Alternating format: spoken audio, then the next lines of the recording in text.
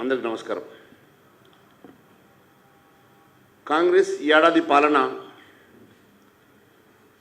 ప్రజా విజయోత్సవాలు పేరు మీద జరుపుకుంటున్నటువంటి రేవంత్ రెడ్డి గారి ప్రభుత్వం ఇది ప్రజా విజయోత్సవాలు కాదు, వంచోత్సవాలు, వంచనోత్సవాలు.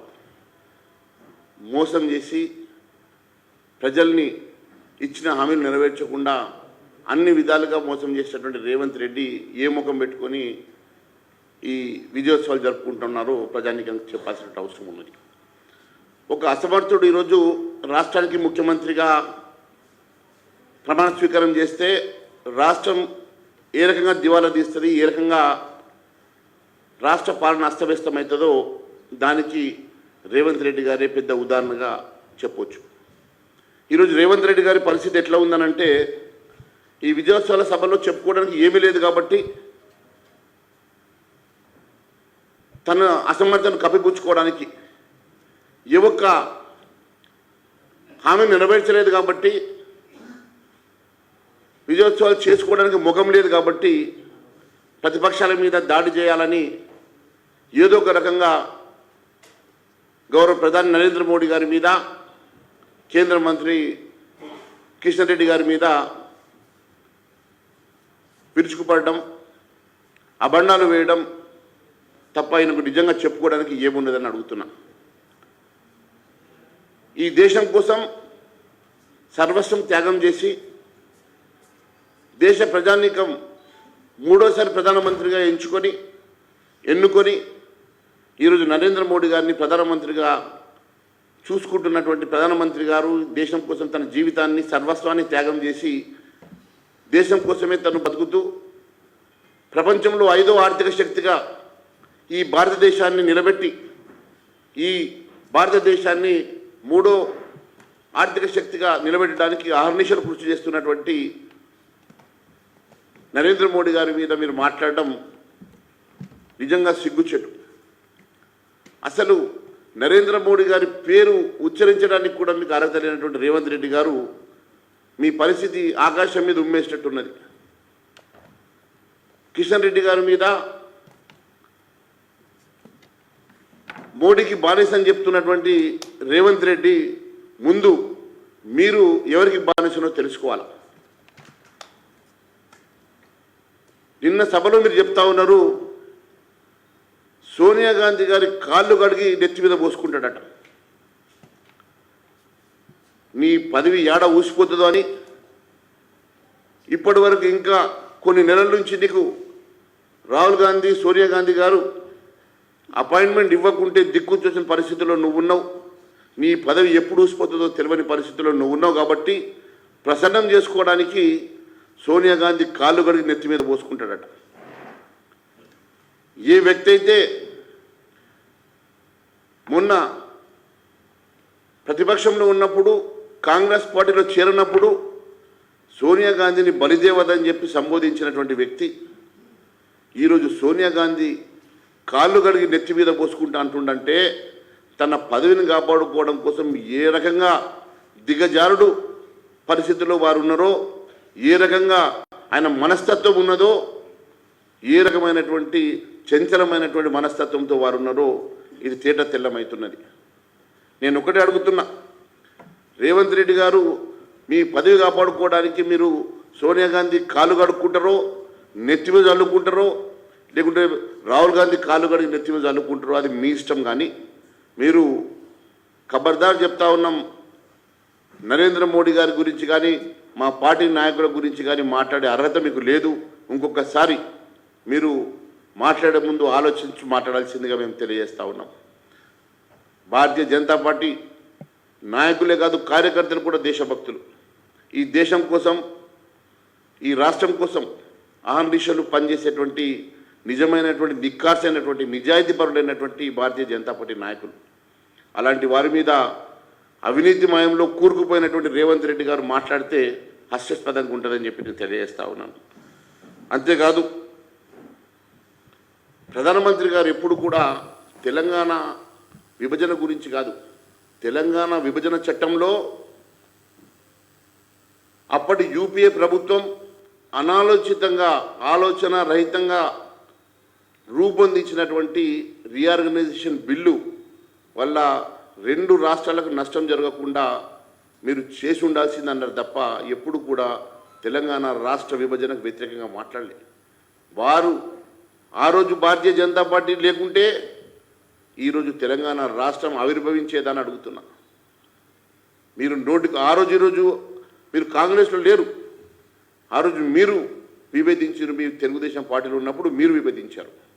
కానీ ఈరోజు మీరు భారతీయ జనతా పార్టీ గురించి భారతీయ జనతా పార్టీ రీఆర్గనైజేషన్లో మాట్లాడినటువంటి అంశం మీద మీరు తప్పుదో పట్టించడం మంచిది కాదు. కేవలం మీరు చెప్పుకోవడానికి ఏమీ లేదు కాబట్టి విజయోత్సవాలు ఏదో మాట్లాడాలి కాబట్టి విజయోత్సవం మీద మీరు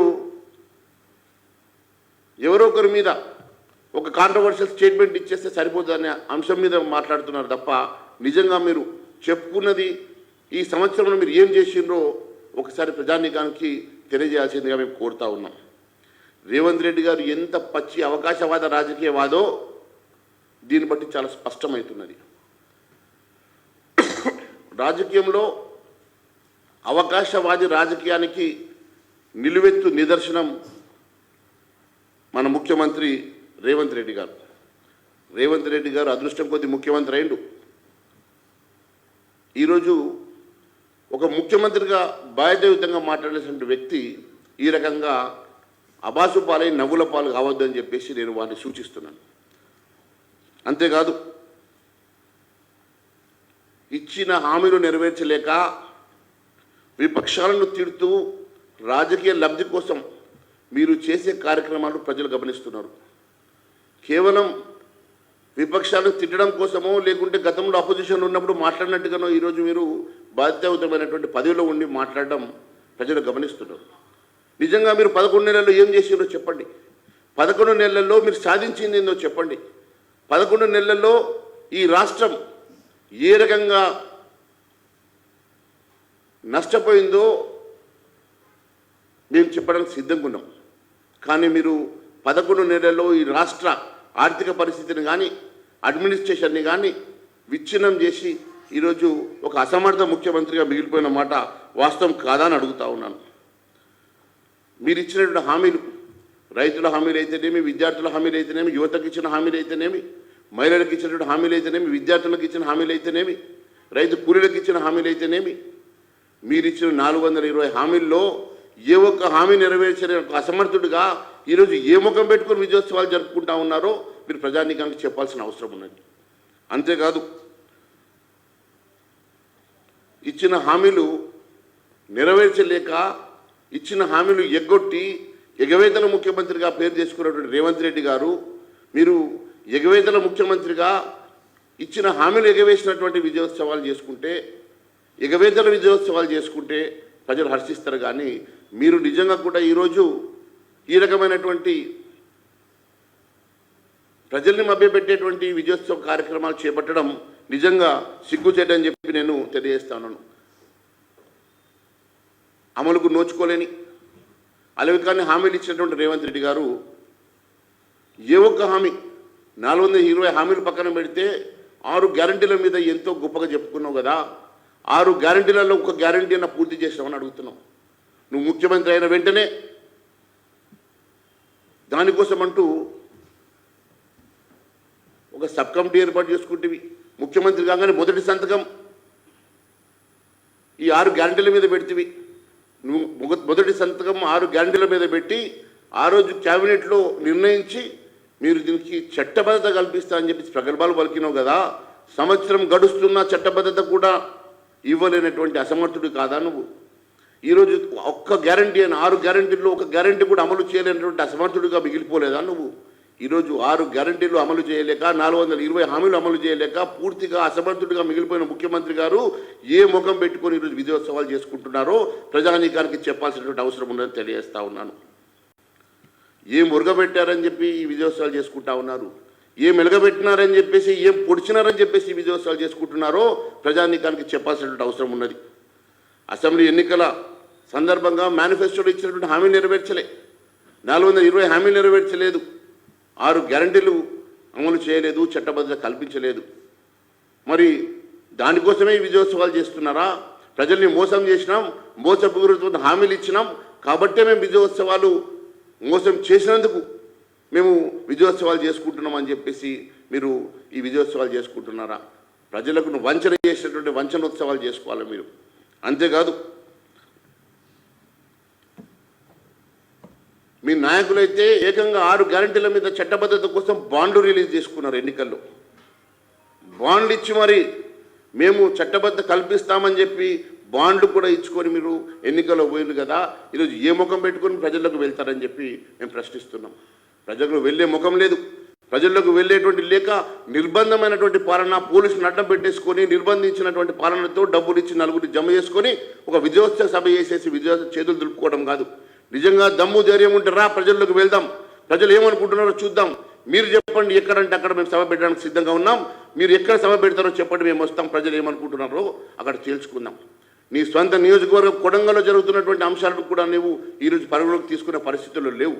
నీ సొంత నియోజకవర్గంలో ఈరోజు జరిగినటువంటి గిరిజన బిడ్డల మీద జరిగినటువంటి దాడి కానీ, గిరిజన బిడ్డలను నువ్వు చేసినటువంటి వాళ్ళపై చేసినటువంటి అరాచకం కానీ, ఈరోజు వాళ్ళ భూములు గుంజుకోవడానికి నువ్వు చేస్తున్నటువంటి అరాచకాలు కానీ, అక్కడ ఫార్మాసిటీ పెట్టడానికి నువ్వు ల్యాండ్ అక్విజిషన్ పేరు మీద గిరిజన బిడ్డలను ఏ రకంగా నువ్వు హింసిస్తున్నావో అది నీకు తెలియదని అడుగుతున్నా. నీ సొంత నియోజకవర్గం వెళ్దాం రండి. నీ సొంత నియోజకవర్గంలో నీ ప్రజలు ఏమనుకుంటున్నారో, నీ సొంత నియోజకవర్గంలో రేపు ఎన్నికలు జరిగితే కనీసం నీకు డిపాజిట్ వచ్చే పరిస్థితుల్లో నువ్వు లేవు. ఈరోజు నీకు దమ్ము ధైర్యం ఉంటే నీ సొంత నియోజకవర్గం రాజీనామా చేసి మళ్ళీ ఎన్నికలకు రా, తెలుస్తుంది నీ ప్రజలు ఏమనుకుంటున్నారు. నీ సొంత నియోజకవర్గంలో కూడా ప్రజలు అసహించుకునేటువంటి పరిస్థితి వచ్చింది. కేవలం నీవు ఫార్మాసిటీ కోసం పేద ప్రజానీకాన్ని, గిరిజన బిడ్డల రైతుల బిడ్డల భూములు గుంజుకొని ఈరోజు నువ్వు అక్కడ లంకె బిందెల కోసం వెతుకుతున్నావు కదా. నీ లంకె బిందెల కోసం పేద ప్రజానీకాన్ని మోసం చేసి గిరిజన బిడ్డల్ని హింసిస్తున్నావు కదా.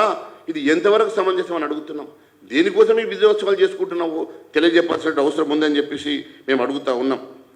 అంతేకాదు ఎందుకు ప్రజా విజయోత్సవాలు చేసుకోవాలనో తెలంగాణ ప్రజానీకాని కోసము చెప్పాల్సిన అవసరం ఉన్నది. తెలంగాణలో మార్పు వస్తుంది, కాంగ్రెస్ అధికారంలోకి వస్తే మార్పు వస్తుందని చెప్పారు కదా. మార్పు అంటే ఇదేనా మార్పు? ఈ రాష్ట్ర ఆర్థిక పరిస్థితి దివాలా తీయడం కోసమేనా మార్పు అంటే? 11 నెలల్లో 75,000 కోట్ల రూపాయల అప్పు తీసుకొచ్చి ఈ రాష్ట్రాన్ని మరింత అప్పుల పాలు చేసినందుకేనా నీ విజయోత్సవాలు చేసుకుంటున్నది?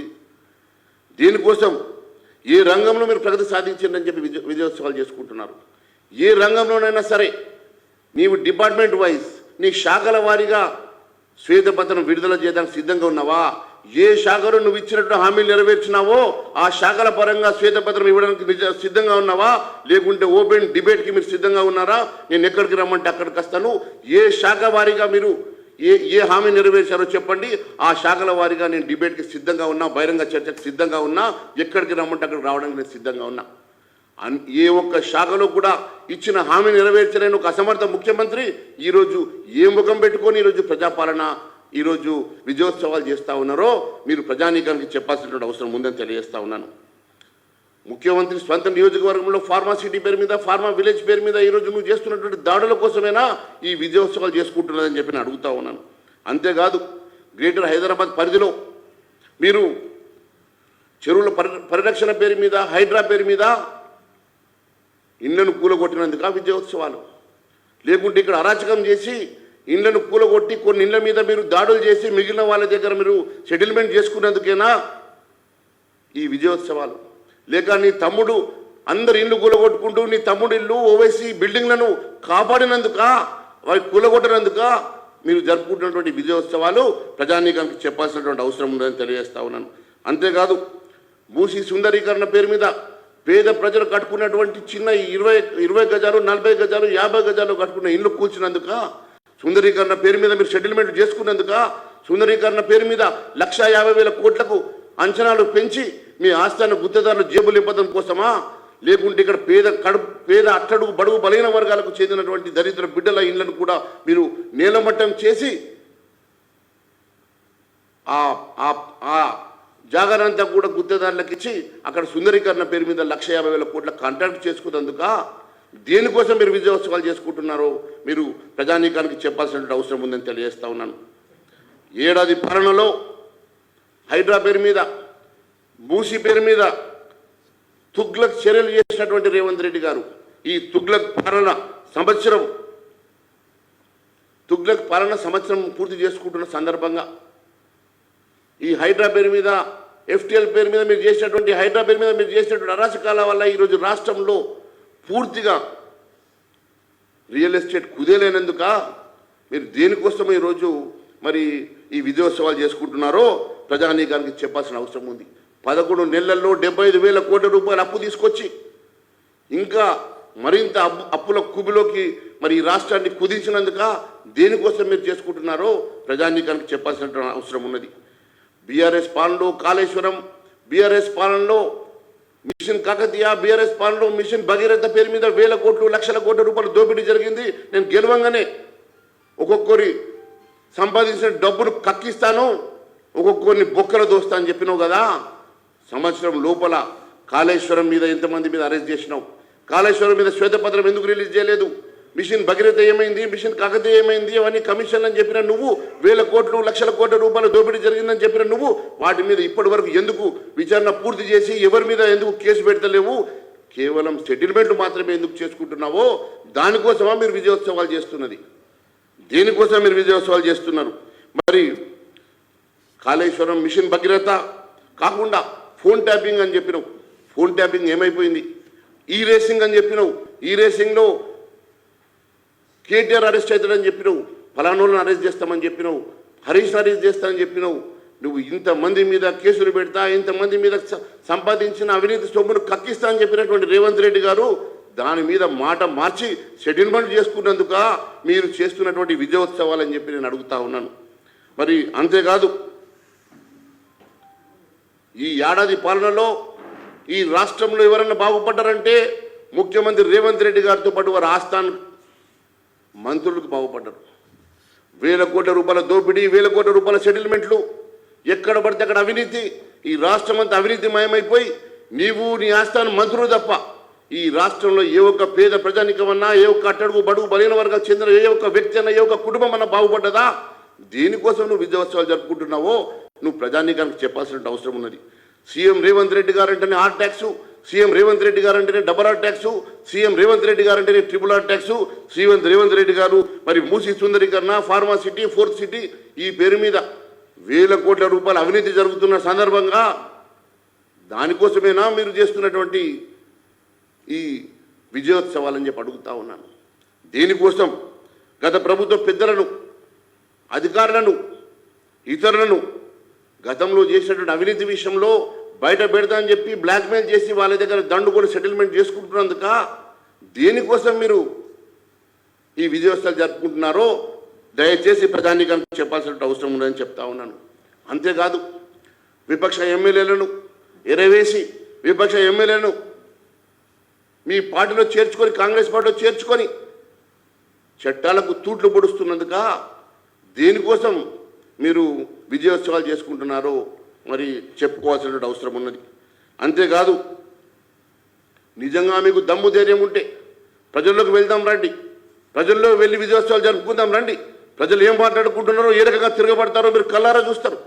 ఈరోజు ప్రజలు రైతు బంధు రాక రైతన్నలు, రుణమాఫీ పూర్తి జరగక రైతన్నలు, మీరు ఇస్తామన్నటువంటి ఎంఎస్పి ఇవ్వకుంటే రైతన్నలు, మీరు ఇస్తామన్నటువంటి ఇన్సూరెన్స్ ఇవ్వకుంటే రైతన్నలు, మీరు ఇస్తామని వారికి సమయానికి మీరు 500 బోనస్ ఇస్తామని చెప్పి ఇవ్వనట్టున్నందుకు రైతన్నలు ఎంత ఆగ్రహంగా ఉన్నారో, ఎంత మరి ఆక్రోశంతో ఉన్నారో ఒకసారి రైతన్నల దగ్గరికి వెళ్ళి విజయోత్సవం జరుపుకుంటే మీకు అర్థమవుతుంది మిత్రమా అని చెప్పి నేను తెలియజేస్తా ఉన్నాను.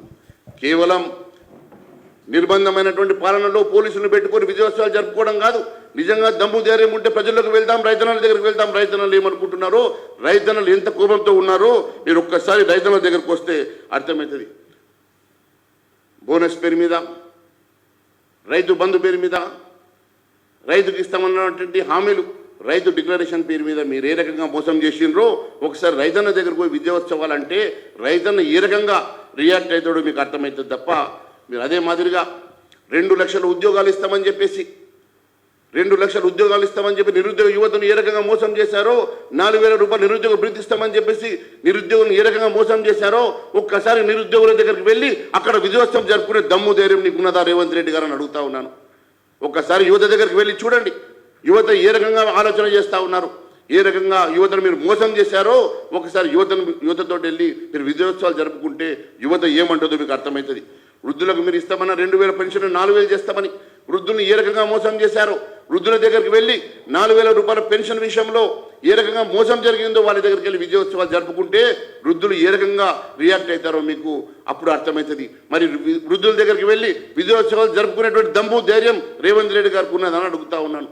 మహాలక్ష్మి పేరు మీద మహిళల్ని మోసం చేసి 2,500 ప్రతి మహిళకి ఇస్తామని చెప్పి వారు ఓటు దండుకొని ముఖ్యమంత్రి రేవంత్ రెడ్డి సంవత్సరం పూర్తి చేసుకున్న సందర్భంగా నీకు దమ్ము ధైర్యం ఉంటే మరి మహిళల దగ్గరికి వెళ్ళి మనము విజయోత్సవ సభలు జరుపుకుందాం. మరి మహిళలు నిజంగా కూడా మరి ఏ రకంగా రియాక్ట్ అవుతారో మీకు అర్థమవుతుంది. నిజంగా దమ్ము ధైర్యం నీకుంటే మహిళలతో దగ్గరికి వెళ్ళేసి మీరు మహిళలకు ఏం చేసినో, ఇచ్చిన హామీ ఏది నెరవేర్చిండ్రో మరి అక్కడ వెళ్ళి విజయోత్సవం జరుపుకుంటే నీకు అర్థమవుతుందని తెలియజేస్తా ఉన్నాను.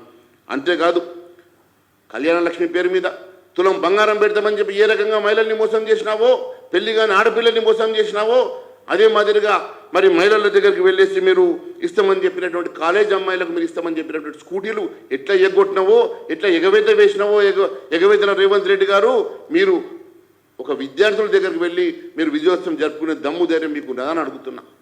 అన్ని రకాలుగా అన్ని ప్రజానీకాన్ని మోసం చేసినటువంటి నువ్వు కనీసం తులం బంగారం పేరు మీద కూడా ఆడపడుచులను కూడా తులం బంగారం ఇవ్వకుండా మోసం చేస్తున్న రేవంత్ రెడ్డి గారు వారి దగ్గరికి వెళ్ళి నీకు మరి విజయోత్సవ సభ జరుపుకునేటువంటి దమ్ము ధైర్యం నీకు ఉన్నదా అని చెప్పి అడుగుతా ఉన్నాను. వ్యవసాయ కూలీలకు నెలకు 12,000 రూపాయలు ఇస్తామని చెప్పి వ్యవసాయ కూలీల్ని మీరు మోసం చేసి వ్యవసాయ కూలీల దగ్గరికి వెళ్ళి మీకు అక్కడ విజయోత్సవం జరుపుకునే దమ్ము ధైర్యం నీకు ఉన్నదా అని చెప్పి నేను ప్రశ్నిస్తున్నా. అంతేకాదు, ఇందిరా మహిళలు ప్రతి నియోజకవర్గానికి 3,500 ఇల్లు ఇస్తామని చెప్పి ఇల్లు లేనటువంటి నిరుపేదల దగ్గరికి వెళ్ళి విజయోత్సవం జరుపుకునేటువంటి దమ్ము ధైర్యం రేవంత్ రెడ్డి గారికి ఉన్నదా అని మేము ప్రశ్నిస్తూ ఉన్నాం. అంతేకాదు, మీరు ఏ రకంగానైతే రైతు డిక్లరేషన్ పేరు మీద రైతుల్ని మోసం చేసి రైతుల దగ్గరికి మీరు వెళ్ళి విజయోత్సవ సభ జరుపుకునేటువంటి ధైర్యం లేనప్పుడు మరి కనీసం మీకు మరి ఎన్నికల మేనిఫెస్టోలో ఇచ్చినటువంటి 420 హామీల అంశంలో మీరు ఎక్కడ పడితే అక్కడ మీరు మరి మీతో మేము రావడానికి సిద్ధంగా ఉన్నాం, మీకు దమ్ము ధైర్యం ఉంటే మరి విజయోత్సవ సభలో వీళ్ళందరినీ కూడా మీ పోలీస్ బలగం లేకుండా నీకు పెట్టేటువంటి దమ్ము ధైర్యం నీకు ఉన్నదా అని అడుగుతా ఉన్నాను.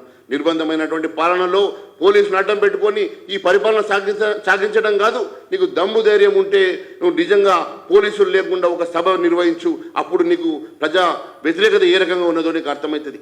ఈరోజు నువ్వు కొడంగల్లో నిలబడి కొడంగల్లో రాజీనామా చేసి మళ్ళీ ఎన్నికయ్యే దమ్ము ధైర్యం కూడా లేనటువంటి రేవంత్ రెడ్డి గారు మీరు సంవత్సరం పాలనలో ఎంత అబాసు పాలైనరో మీకు అర్థమవుతుందా అని అడుగుతా ఉన్నాం.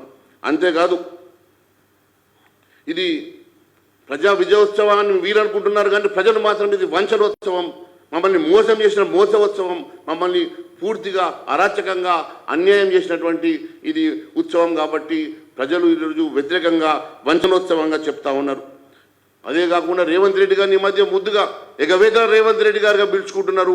ఎగవేతల రేవంత్ రెడ్డి కనీసం మాట్లాడడానికి కొంచెమన్నా మీకు మరి సిగ్గుండాలని చెప్పి అడుగుతా ఉన్నాను. ఈరోజు కేవలం 1,000 కోట్ల రూపాయల అవినీతికి పాల్పడి 1,000 కోట్ల రూపాయల అవినీతిలో మయమైనటువంటి ప్రభుత్వం పూర్తిగా ఒక ముఖ్యమంత్రి కాదు, మంత్రులు అందరూ కలిసి కట్టుగా ఎక్కడ పడితే అక్కడ దోచుకుంటూ ఈ రాష్ట్రాన్ని దగా చేస్తున్నటువంటి మీకు దమ్ము ధైర్యం ఉంటే మీరు మీ ఆస్థాన మంత్రులు పట్టుకొని రండి, ఎక్కడైనా సరే నేను మీతో డిబేట్కి సిద్ధంగా ఉన్నా. ఏ మీడియా పాయింట్కి వస్తారా, ఎక్కడికి ఏ ఊర్లకు రమ్మంటే ఆ ఊర్లకు వస్తాను, మీరు రండి, దమ్ము ధైర్యం ఉంటే దేనికైనా ఏ చర్చకైనా మేము సిద్ధంగా ఉన్నాం. మేనిఫెస్టోలో ఇచ్చినటువంటి 420 హామీలు 6 గ్యారంటీలను ప్రజలకు చెప్పి మోసం చేసి ఎన్నికైనటువంటి ఈ ప్రభుత్వం పూర్తిగా మోసపూరితమైనటువంటి ప్రభుత్వం, ఈ ప్రజల్ని మోసం చేసినటువంటి ప్రభుత్వం. వీరికి అధికారంలో 1 గంట సేపు కూడా కొనసాగే అధికారం హక్కు వీళ్ళకి లేదు. వెంటనే వీళ్ళు రాజీనామా చేసి ప్రజానికానికి క్షమాపణ చెప్పాలని చెప్పి డిమాండ్ చేస్తూ భారత్ మాతాకి జై.